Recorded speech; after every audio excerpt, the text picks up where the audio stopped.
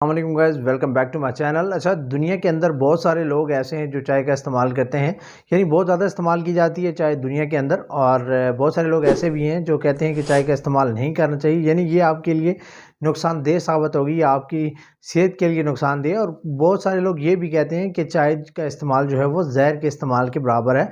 But यहाँ पे आपको मैं बताता चलूँ कि ये सुनी सुनाई बातें हैं, इसमें कोई भी साइंटिफिक रिसर्च नहीं है और ये कहना साइंटिफिक रिसर्च के बगैर बिल्कुल गलत होगा।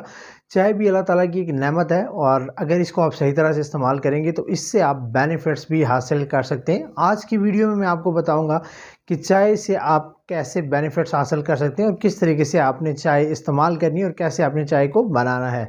सो वीडियो को अंत तक ज़रूर देखिएगा।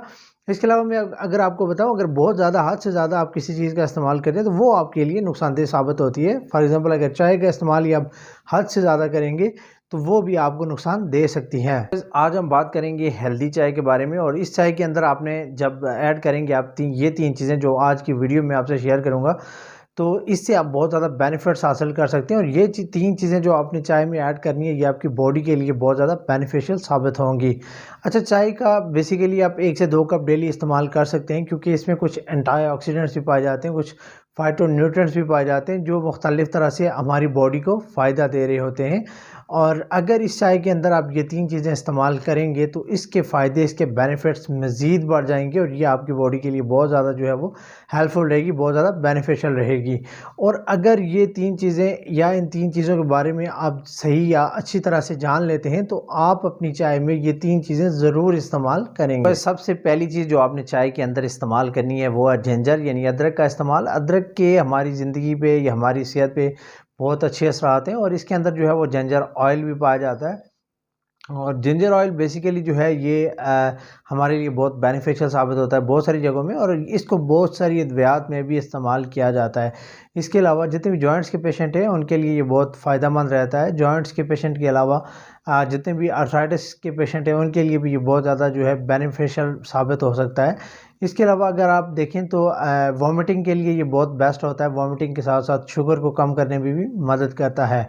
तो अगर आप जिंजर का, अदरक का इस्तेमाल करते हैं अपनी चाय के अंदर तो ये आपके लिए बहुत ज़्यादा बेनिफिशियल रहेगा क्योंकि इससे आपका जो इम्यून सिस्टम है वो भी स्ट्रांग होगा और जब आपका इम्यून सिस्टम स्ट्रांग होगा तो आप जो है वो बीमार कम होते हैं। बहुत सारे लोग ऐसे हैं कि वो बार बार बीमार हो जाते हैं या साल में या महीनों में काफ़ी बार जो बीमार होते हैं या हर 10 दिन बाद या हर 20 दिन बाद बीमार हो जाते हैं, इसलिए कि उनका इम्यून सिस्टम वीक होता है। जब आपका इम्यून सिस्टम स्ट्रांग होगा तो आप बीमार बहुत कम होंगे। इसलिए आप अदरक का जो इस्तेमाल अपनी चाय में ज़रूर करें अगर आपने इससे बेनिफिट्स हासिल करने हैं। तो दूसरी जो चीज़ आपने इस्तेमाल करनी है अपनी चाय के अंदर या ज़रूर डालनी है अपनी चाय के अंदर वो है दालचीनी यानी सिनेमन। इसका इस्तेमाल भी हमारी बॉडी के अंदर जो है वो सोजिश को कम करता है। इसमें बहुत सारे एंटीऑक्सीडेंट पाए जाते हैं और अगर आप इसका इस्तेमाल सही तरह से करते हैं तो ये दिल की बीमारियों को कम करने में भी मदद करती है।